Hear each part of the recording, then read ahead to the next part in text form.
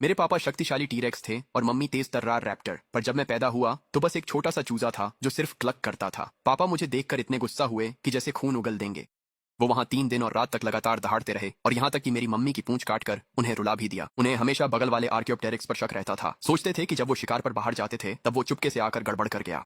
तो उन्होंने पूरे घोंसले वाले इलाके में धावा बोल दिया और 100 मील के दायरे में जितने भी पक्षी थे सबको नंगा कर दिया। लेकिन फिर भी उन्हें समझ नहीं आया कि ये चलता फिरता मुर्गा कहाँ से आया। गुस्से में पापा घर में पड़े ब्रोंटोसरस की टांग का बचा हुआ आधा हिस्सा उठाकर बिना पीछे देखे ज्वालामुखी में गायब हो गए। मेरी माँ मुझे ऐसे देख रही थी जैसे मैं कभी भी अंडा दे सकता हूँ और उन्हें लगता था कि मैं सारे डायनासोरों के लिए शर्मिंदगी हूँ। एक जबरदस्त लात मारकर जिससे वंश खत्म हो जाए उन्होंने मुझे सीधा आदिम जंगल में उड़ा दिया। मैंने कभी नहीं सोचा था कि मैं इस छोटे से चूजे के रूप में फिर से जन्म लूंगा और वो भी सीधे दुःस्वप्न जैसी कठिनाई के साथ। उस समय छोटा सा मैं अपने दम पर बड़े जानवरों का शिकार नहीं कर सकता था। हर दिन मैं केवल दूसरे डायनासोरों के पीछे पीछे चलता था, उनके छोड़े हुए मांस के टुकड़े उठाता था और इसी तरह धीरे धीरे मैं लंबा और मजबूत होता गया। हालांकि मेरे पास अभी भी वही काले और सफेद मुर्गी के पंख थे, मेरा शरीर गुब्बारे की तरह फूलने लगा जब तक कि मैं लगभग 13 फीट ऊंचा नहीं हो गया। खुद को एक विशाल युद्ध मुर्गे की तरह देखकर मुझे बिल्कुल भी खुशी नहीं हुई। एक ऐसे मुर्गे के रूप में जिसमें टीरेक्स का खून दौड़ रहा था, वो पहचान का संकट मेरे लिए बिल्कुल यातना जैसा था। ये हर दिन हर पल मुझे सताता रहा जब तक कि आज जब मैं आखिरकार इसे और सहन नहीं कर सका। मैं एक खड़ी चट्टान के किनारे आ गया, कूदने और सब कुछ खत्म करने के लिए तैयार था। तभी एक सफेद ड्रैगन दिखते ही मेरा मन बदल गया। मैंने पहले भी मादा डायनासोर से समझौते की सोची थी पर कभी उस मानसिक बाधा को पार न कर सका। लेकिन मेरे सामने खड़ा यह सफेद ड्रैगन बिल्कुल अलग महसूस हो रहा था। उसका दुर्लभ और आकर्षक शरीर बर्फ जैसा सफेद और संतुलित था। केवल पंजे काले थे। दांत दिखाने पर भी वह जरा भी डरावनी नहीं लगती थी। इसके बजाय उसमें एक ठंडी रानी जैसी आभा थी। उसकी आंखें ऐसी लग रही थीं जैसे वे पूरी दुनिया को घूर रही हों। हालांकि मेरी पसंद में अब भी इंसानी यादें थीं, लेकिन मेरे भीतर की आदिम प्रवृत्ति को पागलों की तरह दहाड़ने से मैं रोक नहीं पाया। फिर अचानक मेरे दिमाग में एक ख्याल आया, जो मेंढक हंस का मांस खाने का सपना नहीं देखता वह कोई अच्छा मुर्गा नहीं है। फिर मैंने मन बना लिया और ऐसे अकड़ कर आगे बढ़ा जैसे यह जगह मेरी ही हो और सीधे सफेद ड्रैगन के पास चला गया। मेरे अचानक सामने आ जाने से वह पूरी तरह सतर्क हो गई। उसने तुरंत अपना शरीर और आगे के पैर नीचे कर लिए और गले से एक डरावनी गुर्राहट निकाली जिसने सच में मुझे चौंका दिया। मेरे वर्तमान आकार में हाँ, मैं सच में एक मुर्गे जैसा दिखता था, लेकिन मैं अब भी मुर्गों का निर्विवाद राजा था। आम मादा डायनासोर तो मुझे देखते ही भाग जाती थीं जब तक वे अंडों की रक्षा नहीं कर रही हों। शायद ही कोई मादा डायनासोर मुझे इस तरह उकसाने की हिम्मत करती। लेकिन इस वक्त इस सफेद ड्रैगन की आंखों में पूरी तरह तिरस्कार था, जैसे कोई घमंडी राजकुमारी किसी आवारा कुत्ते को देख रही हो जो उससे दोस्ती करने की कोशिश कर रहा हो। मैं भले ही मुर्गे जैसा दिखता हूँ, लेकिन मेरे अंदर अब भी टीरेक्स का खून है। मैंने जोरदार बांग दी, अपने बदले हुए पंख फड़फड़ाए और फिर से उसके करीब गया। मेरी ये घमंडी हरकत उसे पूरी तरह भड़का गई। अपनी रफ्तार पर भरोसा करते हुए उसने सच में मुझ पर पहले हमला कर दिया। लगभग एक पल में ही अपने पिता से मिली भयानक ताकत मुझ में फूट पड़ी। मेरे ताकतवर पंजों ने उसे सीधा जमीन पर दबोच लिया। वो चाहे जितना भी कांटे या छटपटाए, सब बेकार था। उसे अपने नीचे फंसा हुआ और भागने का कोई रास्ता न देखकर मुझे अचानक यह सब थोड़ा मजाकिया लगा। आकार और ताकत में इतना बड़ा फर्क था, फिर भी उसने पहले हमला करने की हिम्मत की। क्या यह सीधा मौत को दावत देना नहीं था? लेकिन अगर वह इतनी जोरदार विरोध कर रही थी तो फिर भाग क्यों नहीं गई? इन सब अजीब इशारों से साफ था कि वह बिल्कुल साधारण डायनासोर नहीं थी।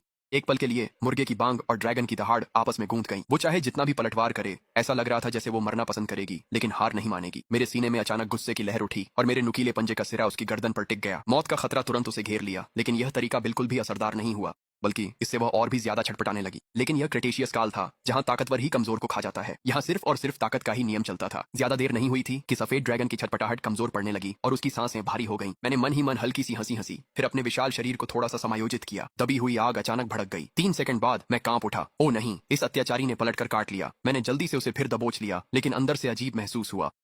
3 सेकंड वाकई में थोड़ा कम था, लेकिन मैंने खुद को दिलासा दिया, पक्षियों के लिए तो यह सामान्य है। इस मोड़ पर मैं तो पहले से ही खास था। मैंने धीरे धीरे उसे छोड़ दिया। सफेद ड्रैगन तुरंत नहीं उठी।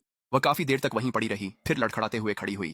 वह अब भी वहीं लड़ाई वाला रुख बनाए हुए थी। उसकी यह जिद मुझे सच में सिरदर्द दे रही थी। क्या वह सच में मुझसे लड़ाई जारी रखने वाली थी? मैंने संकोच करते हुए 2 कदम पीछे हटाए और उसने दहाड़ लगाई, फिर 2 कदम आगे बढ़ाई। वह तो असल में डायनासोरों की हनी बैजर थी। ठीक है, अगर तुम्हें इतनी ही लड़ाई करनी है तो बस मेरे पीछे आओ। मैं मुड़ा और अपने इलाके की ओर बढ़ गया। अगले कुछ दिनों तक यह सफेद ड्रैगन लगातार मेरा पीछा करती रही। जैसे ही उसमें थोड़ी भी ताकत लौटती, वह मुझे पीछे से घात लगाकर हमला कर देती। नतीजा साफ था, हर बार मैं उसे दबोच लेता था। मैंने एक विशाल भालू पकड़ा, उसका ज्यादातर हिस्सा खा लिया और उसके लिए एक छोटा सा टुकड़ा छोड़ दिया। लेकिन यह बेवकूफ अब भी इतनी ठंडी थी कि उसने मेरे छोड़े खाने को पूरी तरह नजरअंदाज कर दिया। वह खुद ही छोटे छिपकलियों को पकड़ना पसंद करती थी। इसी तरह लड़ते झगड़ते और पीछे हटते हुए हम मेरे इलाके में वापस आ गए, जो एक विशाल गुफा थी। इस जिद्दी मूर्ख के लिए मैंने पास में एक पत्थर की गुफा ढूंढी। आखिरकार मैं वैसा नहीं था जो काम छोड़ कर निकल जाए। चूंकि जो होना था वो हो चुका था, अब मुझे जिम्मेदारी लेनी ही थी। मुझे सिर दर्द सिर्फ इस बात का था कि ये सफेद ड्रैगन बहुत ज्यादा जिद्दी थी। अगर उसके पेट में अंडे हुए और वो फिर भी मुझसे लड़ने की कोशिश करे तो? अगर उसके पेट में अंडों को चोट लग गई तो क्या होगा? फिर छठे दिन मैं गुफा के मुहाने पर लेटा धूप सेंक रहा था। अचानक मुझे एहसास हुआ कि वो पूरे दिन मुझे ढूंढने नहीं आई थी। शक से भरा हुआ मैं उसकी चट्टान वाली गुफा के सामने गया। अगले ही पल अंदर से एक सतर्क फुफकार सुनाई दी। आदतन मैं पीछे हट गया और लड़ाई के लिए तैयार हो गया, लेकिन वह बाहर नहीं आई। मैंने ध्यान से देखा तो पाया कि वह अभी भी लड़ाई की मुद्रा में थी, लेकिन उसकी आंखों में सतर्कता की झलक थी और उसका निचला पेट थोड़ा फूला हुआ लग रहा था। डायनासोरों के लिए यह संकेत था कि वह अंडे देने वाली है। क्या वह सच में गर्भवती थी? मेरा मन तुरंत खुश हो गया और उस बेवकूफ को देखने का मेरा नजरिया काफी नरम पड़ गया। अगर वह सच में थी तो मादा ड्रैगन बहुत संवेदनशील हो जाती हैं और सक्रिय रूप से नरों को भगा देती हैं। मैं उसे उकसा नहीं सकता था। जब सफेद ड्रैगन ने मुझे जाते देखा तो उसने अपने दांत दिखाए और जटिल नजरों से अपने पेट की ओर देखा। पहली बार उसकी आंखों में एक तरह की बुद्धिमान कोमलता झलक रही थी। अपनी गुफा में लौटकर मैं बिल्कुल भी शांत नहीं हो पाया। संतान शब्द मेरे जैसे एक उत्परिवर्ती के लिए पहाड़ से भी भारी महसूस होता था। यह सुनिश्चित करने के लिए कि वह सुरक्षित रहे, मैंने उसकी गुफा के आसपास गश्त लगाना शुरू कर दिया।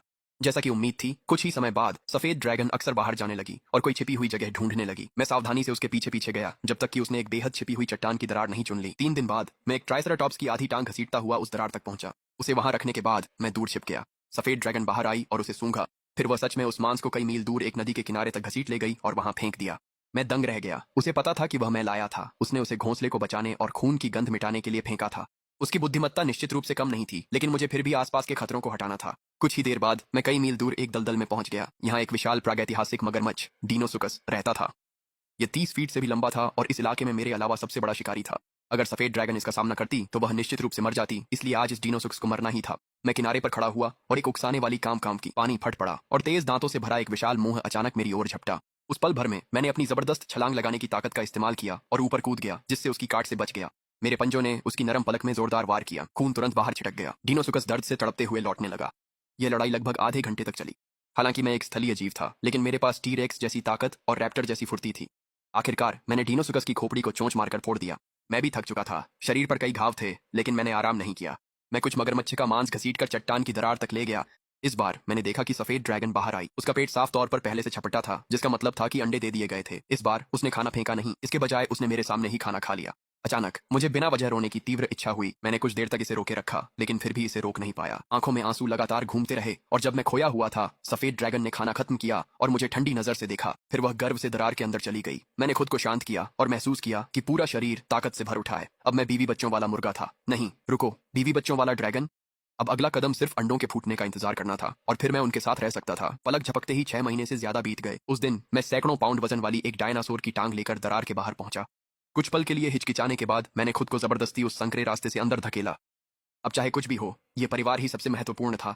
मैं उम्मीद के साथ अंदर गया ताकि अपनी छोटी सी प्यारी को देख सकूं और देखा कि वह अभी भी सो रही है, इसलिए मैंने उसे परेशान नहीं किया। मैंने दोनों नवजात बच्चों को गुफा के अंदर खेलने दिया। इसी बीच मैं उनके पास एक द्वारपाल की तरह पहरा देता रहा, लेकिन धरती और आकाश के बीच जो हल्की सी बेचैनी थी वह लगातार बनी रही।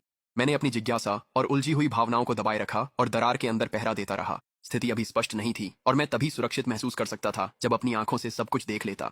लेकिन जैसे ही मैं मुड़ा और गुफा के मुहाने पर लेट गया, सफेद ड्रैगन की आंखें अचानक खुल गईं। उन सुनहरे लंबवत पुतलियों में साफ साफ इंसानों जैसी सोच और हैरानी झलक रही थी। इसी समय इस जंगली प्रागैतिहासिक दुनिया में अनगिनत प्राचीन जीव ऐसे व्यवहार कर रहे थे जैसे उन्होंने कोई जबरदस्त टॉनिक पी लिया हो। हर तरह की फुफकारें और दहाड़ें लगातार गूंज रही थीं। यहाँ तक कि दूर स्थित ज्वालामुखी भी अजीब चमकदार बादलों के साथ फट पड़ा और इतिहास में कभी दर्ज न हुए कोनों में भी कुछ शक्तिशाली अस्तित्व मौजूद प्रतीत हो रहे थे। वे जानते थे कि सिर्फ 10 मिनट की यह घटना पूरे क्रेटेशियस काल को बदलने हेतु पर्याप्त थी। एक विशाल अंतर्धारा महसूस हुई और बाहरी पारिस्थितिकी तंत्र बुरी तरह हिल उठा।